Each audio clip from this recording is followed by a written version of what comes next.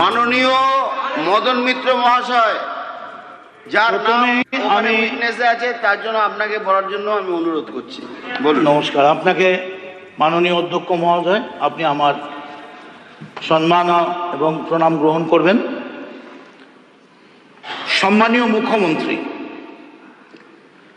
আপনি এবং আপনার সতীর্থ এবং আমার যারা সমস্ত বন্ধু এখানে রয়েছেন, তারা আসলে আমায় বলতে দিচ্ছিলেন না বা চাইছিলেন না।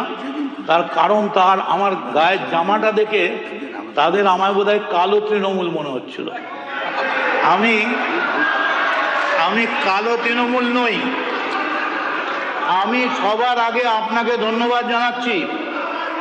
আপনি শুভেন্দু অধিকারী, আপনার কাছে এই হাউস চিরকালের জন্য কৃতজ্ঞ থাকবে। তার কারণ আপনি একটা কবরস্থ ডেড বডিকে মাটির তলা থেকে খুঁড়ে নিয়েছে আবার প্রকাশ্যে বার করেছেন, যার গন্ধে গোটা পশ্চিমবঙ্গ একেবারে ভর্তি হয়ে যাবে। কেন চ্যাটার্জি কমিশনের রিপোর্ট বেরোয়নি, এর জবাব শুধু আপনি নয়, সারা পশ্চিম বাংলার কোটি কোটি মানুষ জানতে চায়। এবং যখন আপনি তুলেছেন, আপনি হোয়াইট পেপার বার করুন। আরেকটি অনুরোধ, যদি সরকারের পক্ষ থেকে একটা বিজ্ঞাপন বেরোয় এই ব্যাপারে, কার কার কাছে কোনো রকম ইনফরমেশন থাকলে, জনগণ যদি সেই ইনফরমেশনগুলো গভর্নমেন্টকে দেন, গভর্নমেন্ট সেগুলো বিচার করে সাদরে গ্রহণ করবেন। আমরা চাই বিচার হোক, কারণ আমিও সাক্ষ্য দিয়েছিলাম, আমিও জানতে পারলাম না আমার বিচারটা কি হলো। ধন্যবাদ। মাননীয় সদস্যগণ, আমি গত 15 জুলাই 2026 তারিখে শ্রী শোভনদেব চট্টোপাধ্যায় মাননীয় সদস্যের কাছ থেকে এবং গত 17 জুলাই 2026 তারিখে শ্রী ঋতব্রত বন্দ্যোপাধ্যায় মাননীয় বিরোধী দলনেতার কাছ থেকে দুটি পৃথক চিঠি পেয়েছি। চিঠি দুটির বিষয় একই।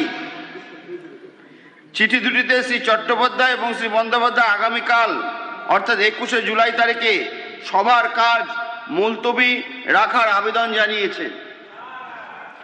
মাননীয় সদস্যগণ, আপনাদের অবগতির জন্য জানাই, গত 29 জুন 2026 তারিখে বিধানসভার কার্য উপদেষ্টা কমিটির বৈঠক অনুষ্ঠিত হয়। সেখানে বিরোধী দলের সদস্যরা উপস্থিত ছিলেন। কোনো বিরোধী দলের সদস্য ওই বৈঠকে এই বিষয়টি উত্থাপন করেননি। কার্য উপদেষ্টা কমিটির চতুর্থ প্রতিবেদন গত 29 জুন। হাইকোর্ট তো ওনাদের বলেছে 12টা থেকে 2টো করতে। আপনি কালকে 12টার সময় লাঞ্চ দিয়ে দেন, 2টোর পরে করুন, এটা আমি অনুরোধ করি।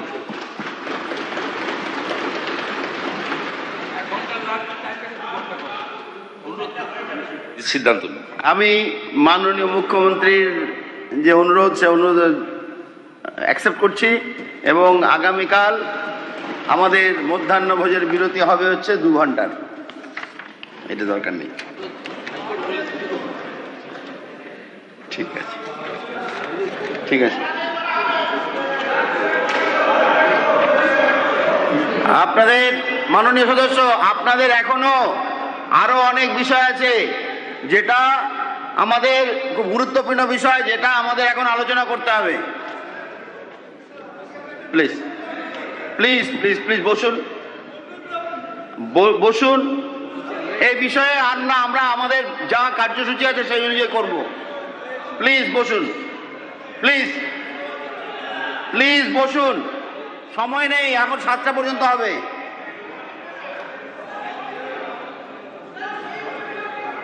এরপরে নতুন কিছু চাচ্ছেন, এরপরে 8টা 9টা পর্যন্ত বিধানসভা বসবে। আচ্ছা, মাননীয় সদস্যগণ, এখন সবার কার্যসূচি পরিবহন বিভাগের ব্যয় বরাদ্দর দাবি নম্বর 53 উপরে আলোচনা। এই দাবির উপর আলোচনার সময় নির্দিষ্ট হয়েছে 1 ঘন্টা। মাননীয় সদস্যবৃন্দ, এই দাবির ওপর ব্যয় বরাদ্দ একটি প্রস্তাব আছে। প্রস্তাবটি দিয়েছেন মাননীয় সদস্য শ্রী মোহাম্মদ নওশাদ সিদ্দিকী হ্রাসের প্রস্তাবটি গ্রাহ্য হওয়াতে উত্থাপিত বলে মনে করা হলো। কারণ বক্তাদের যেটা তাই এবার এ বিষয়ে বক্তব্য রাখবেন মাননীয় সদস্য